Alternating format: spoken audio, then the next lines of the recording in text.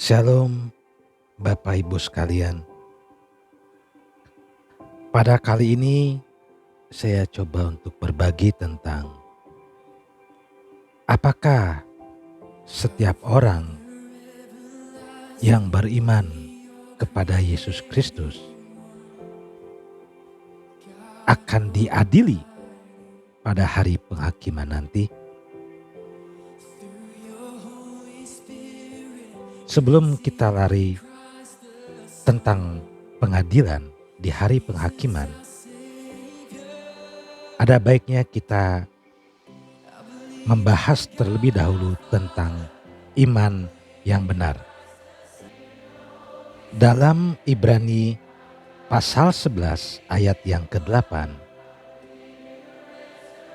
karena iman Abraham taat ketika ia dipanggil untuk berangkat ke negeri yang akan diterimanya menjadi milik pusakanya.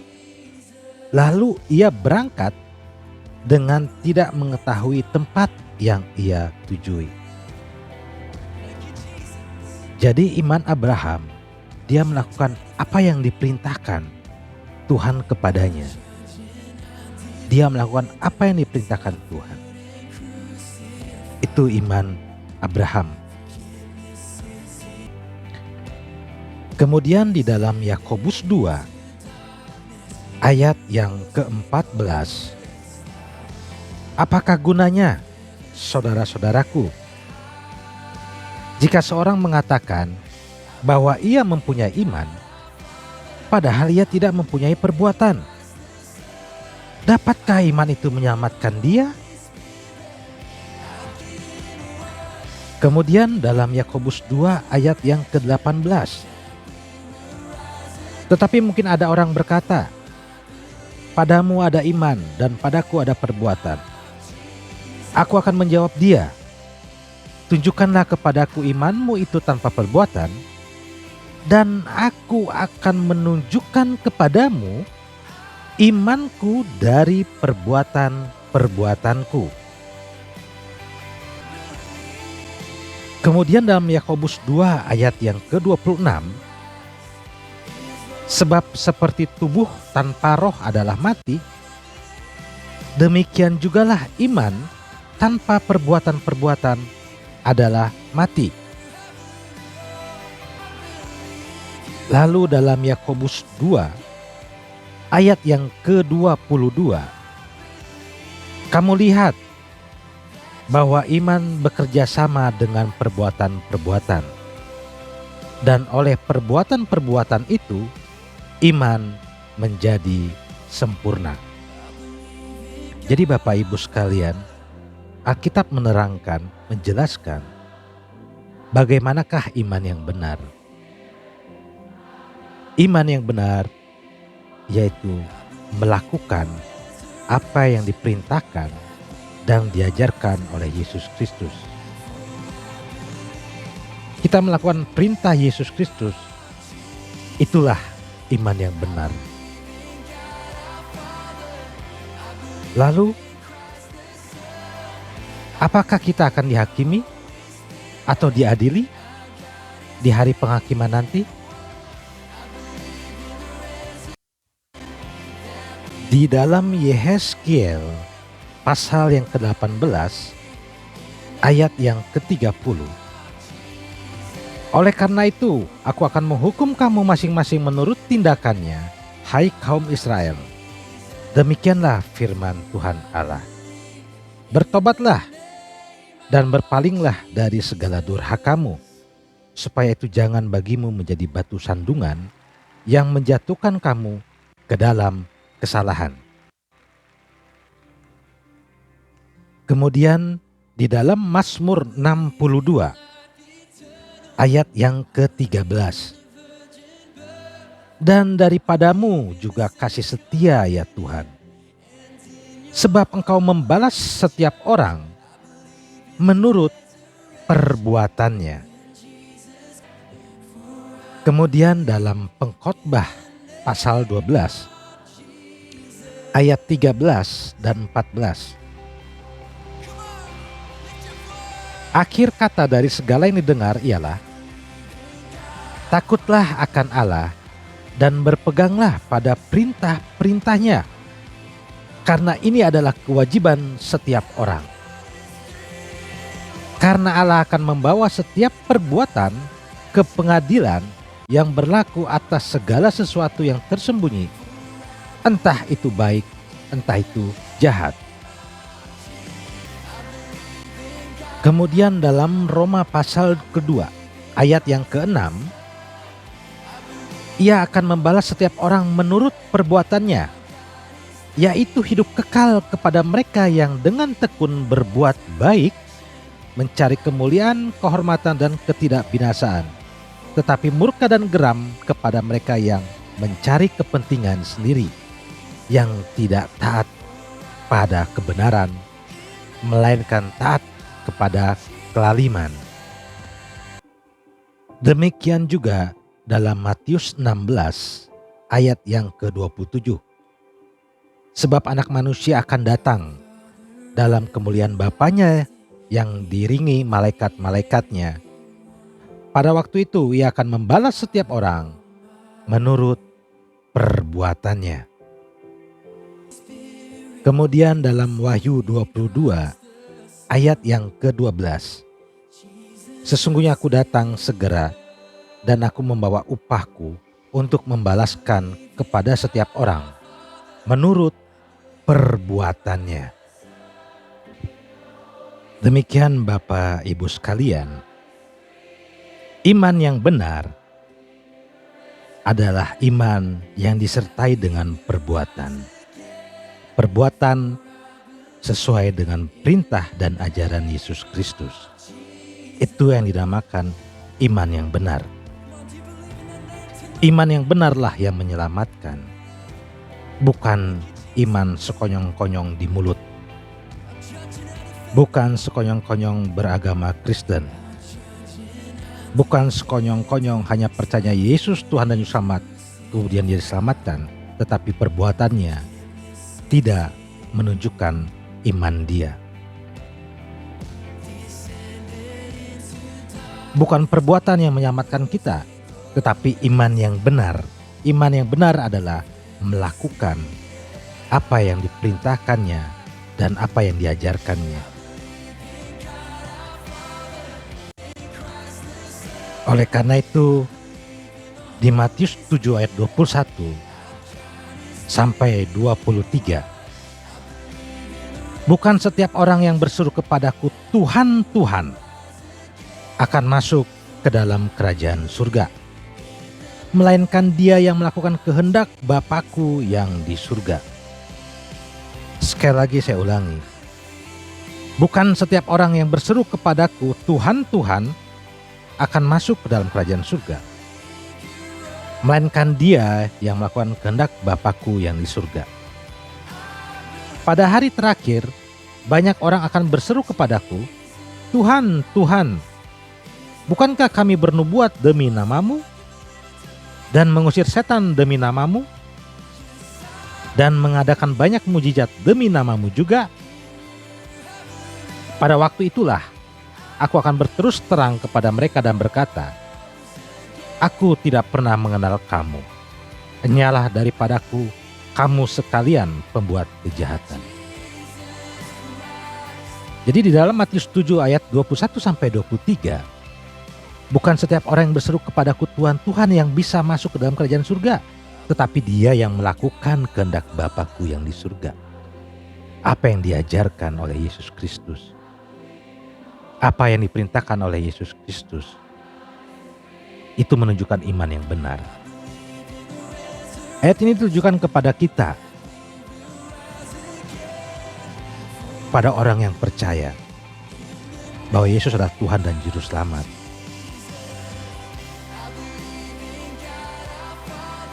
Di ayat 22 dijelaskan di situ, bukan yang berseru kepadaku Tuhan, Tuhan, bukankah kami bernubuat demi namamu? Siapakah yang bernubuat demi nama Yesus? Dan mengusir setan demi namamu? Siapakah yang mengusir setan demi nama Yesus? Dan mengadakan banyak mujizat demi namamu juga? Siapa yang melakukan mujizat demi nama Yesus? Yaitu kita, setiap orang yang percaya. Tetapi ayat ini menjelaskan mereka berbuat kejahatan. Makanya di dalam ayat yang ke-23 dikatakan, "Nyalah, aku tidak mengenal kamu. Nyalah daripadaku, kamu sekalian pembuat kejahatan." Dia memiliki karunia, tetapi dia melakukan kejahatan. Karunia itu dilakukan dia untuk hal-hal yang jahat. Perumpamaan tentang masuk ke dalam kerajaan surga pun dijelaskan Yesus dalam Matius 22. Lalu Yesus berbicara pula dalam perumpamaan kepada mereka. Hal kerajaan surga seumpama seorang raja yang mengadakan perjamuan kawin untuk anaknya. Ia menyuruh hamba-hambanya memanggil orang-orang yang telah diundang ke perjamuan kawin itu. Tetapi orang itu tidak mau datang. Ia menyuruh pula hamba-hamba lain, pesannya, "Katakanlah kepada orang-orang yang diundang itu, sesungguhnya hidangan telah kusediakan, lembu-lembu jantan dan ternak piaraanku telah disembelih. Semuanya telah tersedia, datanglah ke perjamuan kawin ini." Tetapi orang-orang yang diundang itu tidak mengindahkannya. Ada yang pergi ke ladangnya, ada yang pergi mengurus usahanya, dan yang lain menangkap hamba-hambanya itu, menyiksanya dan membunuhnya. Maka murkalah raja itu, lalu menyuruh pasukannya ke sana untuk membinasakan pembunuh-pembunuh itu dan membakar kota mereka. Di ayat yang pertama sampai ayat yang ke-7, orang yang diberikan undangan tidak mau menerima. Mereka lebih memikirkan hal dunia.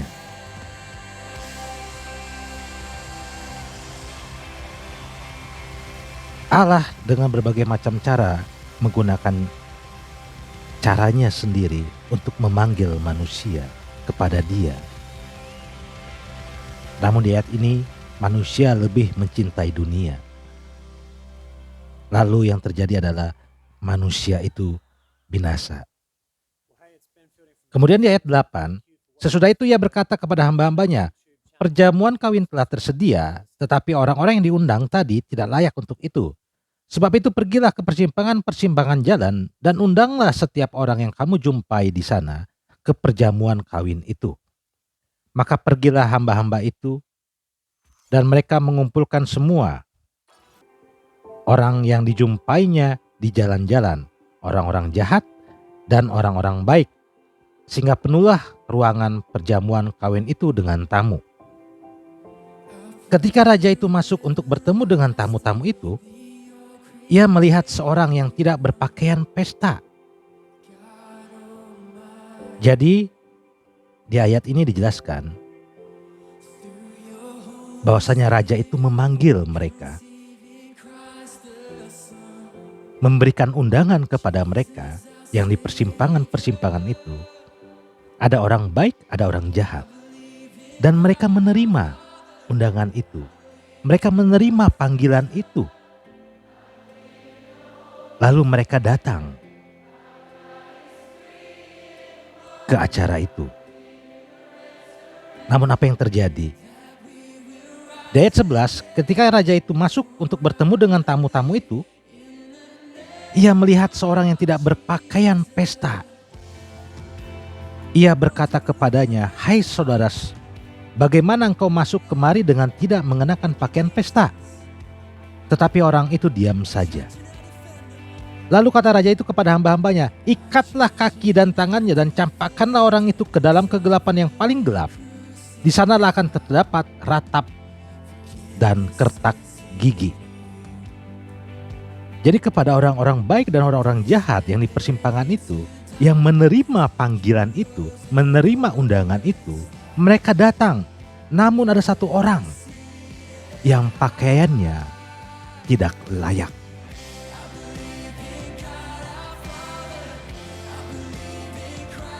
Dan orang tersebut yang pakaiannya tidak layak dicampakkan ke tempat yang gelap, yang terdapat ratap dan kertak gigi. Bapak Ibu sekalian,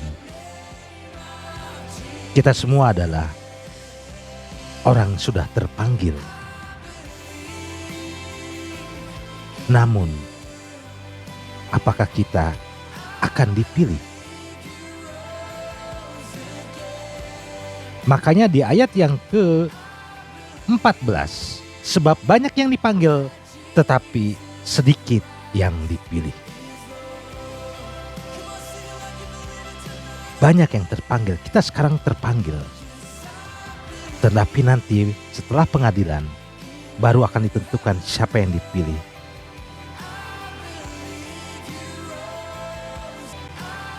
Hal ini pun dituliskan dalam Wahyu 16, ayat yang ke-15.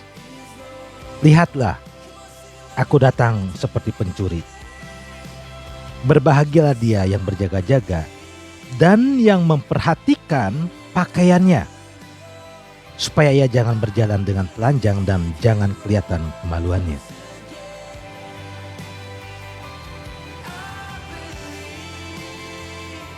Kita akan diadili menurut perbuatan kita.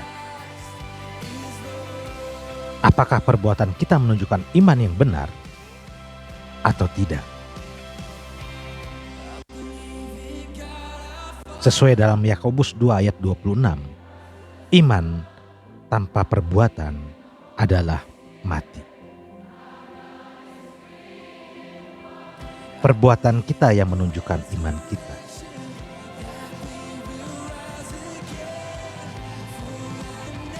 Lalu, bagaimana dengan kita orang yang percaya dengan orang yang tidak percaya?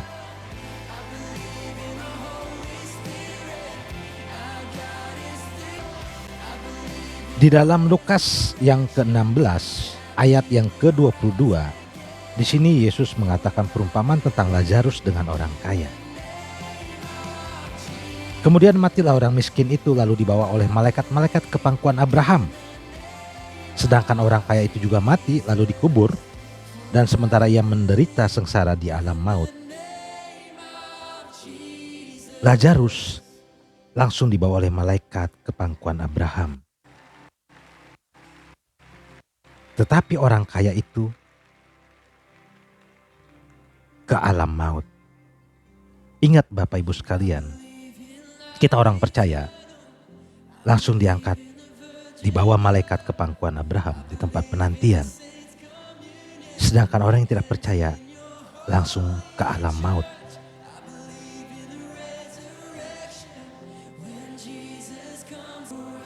Apakah cukup sampai di situ? Tidak.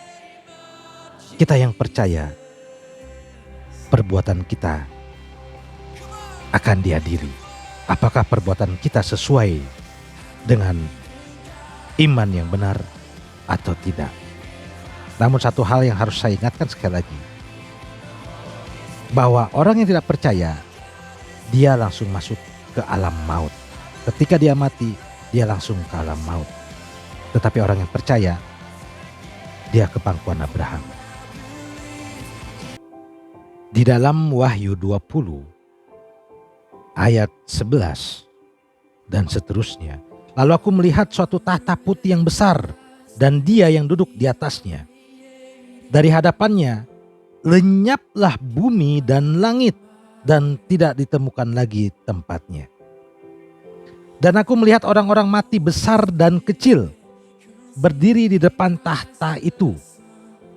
Lalu dibuka semua kitab.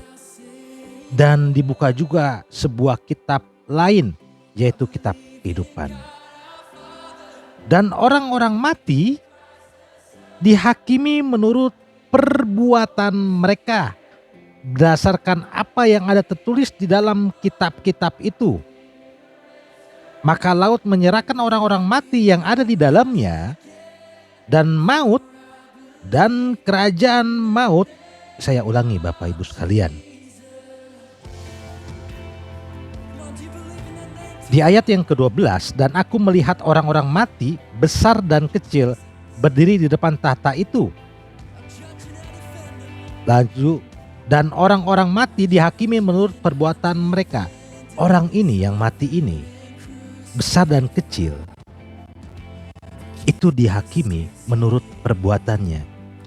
Kita kembali ke kisah Lazarus dengan orang kaya tadi. Orang kaya itu ke alam maut.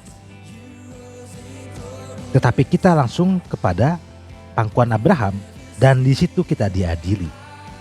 Ingat Bapak Ibu sekalian, orang kaya itu ke alam maut. Maka di ayat 13 dikatakan sekali lagi di sini, maka laut menyerahkan orang-orang mati yang ada di dalamnya, dan maut. Siapa yang di maut ini tadi Bapak Ibu? Yaitu orang kaya yang tidak percaya itu. Dia langsung ke alam maut. Nah, kita yang di sini, yang perbuatan kita tidak sesuai dengan iman, kita pun akan bersatu dan akhirnya dengan maut. Dan kerajaan maut masing-masing dihakimi menurut perbuatannya. Lalu maut dan kerajaan maut itu dilemparkanlah ke dalam lautan api. Itulah kematian yang kedua, lautan api. Dan setiap orang yang tidak ditemukan namanya tertulis di dalam kitab kehidupan itu, ia dilemparkan ke dalam lautan api itu. Jelas ya Bapak Ibu sekalian. Orang yang percaya itu langsung ke pangkuan Abraham. Tetapi orang yang tidak percaya, dia langsung ke alam maut. Tetapi kita nanti diadili perbuatan kita apakah sesuai dengan iman yang benar atau tidak. Makanya kembali lagi ke dalam Matius 7 ayat 21 tadi sampai 23. Bukan setiap orang yang berseru kepadaku Tuhan, Tuhan akan masuk ke dalam kerajaan surga, melainkan dia yang melakukan kehendak Bapakku yang di surga. Pada hari terakhir banyak orang akan berseru kepadaku Tuhan, Tuhan bukankah kami bernubuat demi namamu dan selanjutnya. Namun di ayat 23, karena perbuatannya adalah perbuatan kejahatan, tidak menunjukkan iman yang benar, maka Yesus berkata, "Enyalah daripadaku, kamu sekalian pembuat kejahatan." Jadi iman yang benar dalam kekristenan adalah perbuatan yang sesuai dengan ajaran dan perintah yang disampaikan oleh Yesus Kristus selama di dunia. Jadi Bapak Ibu sekalian, bukan berarti kita orang Kristen maka kita bisa buat seenaknya, bisa bertindak seenaknya, bertingkah laku seenaknya. Tetapi lakukan apa yang diajarkan dia, yaitu kasih. Karena dengan kasih bisa menutupi segala dosa. Kasih tidak berkesudahan. Bahkan di dalam Wahyu 2 ayat yang pertama sampai yang ke-6, bagaimana dengan jemaat di Efesus? Dan engkau tetap sabar dan menderita oleh karena nama Yesus, dan engkau tidak mengenal lelah. Namun demikian aku mencela engkau, karena engkau telah meninggalkan kasihmu yang semula. Karena perbuatan mereka tidak sesuai dengan kasih, tidak menunjukkan kasih, tidak dengan kasih, mereka tertolak. Berarti mereka melakukannya semua dengan perbuatan yang jahat, perbuatan yang kasar. Tidak ada kasih dalam tindakan mereka. Maka Yesus mencela mereka, jemaat di Efesus. Demikian Bapak-bapak Ibu sekalian. Hendaknya kita memiliki iman yang benar, di mana iman yang benar itu disertai dengan perbuatan apa yang diajarkan oleh Yesus Kristus, apa yang dikehendaki oleh Bapa di surga, yang disampaikan oleh Yesus Kristus saat di dunia. Hendaknya kita menghasilkan buah-buah dari Roh Kudus, agar kita tidak tertolak, agar pakaian kita layak saat kita ada di sana nanti dan kita dipilih.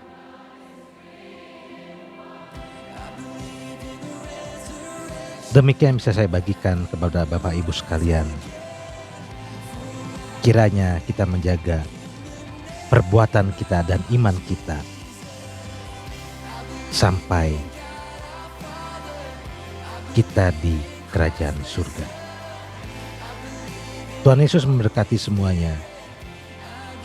Shalom.